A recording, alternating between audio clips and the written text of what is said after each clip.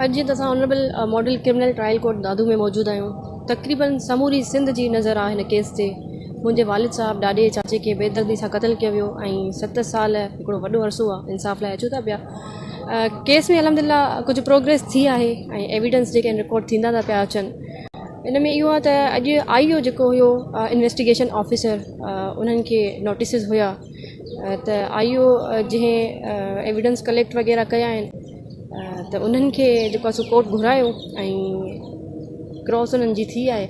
Cross complete न थी सघी, उन जी वजह अक्यूज़ पार्टी जे जेके वकील साहिबान हुआ उहे कंप्लीट न हुया, मतिलबु मुकमल जेके वकील हुया, छो त उन्हनि जा इलाही वकील साहिबान आहिनि जेके गॾु न आया कोर्ट, ऐं कुझु जेके आर्ग्यूमेंट्स आहिनि उहे रिज़र्व थी विया आहिनि। सुभाणे जी असांखे कोर्ट जी तरफ़ खां तारीख़ ॾिनी वई आहे सैटरडे जी।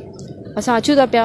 इवन ऑनरेबल कोर्ट बि ऑब्ज़र्व करे थी पई त अक्यूज़ पार्टी जी जेका डिलेइंग टैक्टिस आहिनि या जेका उन्हनि जी प्रैक्टिस चीप प्रैक्टिस आहे कनि था पिया। सभिनि ॾिठो, कोर्ट जी ऑब्ज़र्वेशन बि इहा अची वई त यकीनन पोइ तारीख़ ते अक्यूज़ पार्टी जे जेके वकील साहिबान आहिनि उन्हनि कमिटमेंट कई कोर्ट सां त असां 7-8 तारीख़ ते सभई मौजूदु हूंदासीं ऐं ऑनरेबल कोर्ट जेको आहे सो केस हलाए।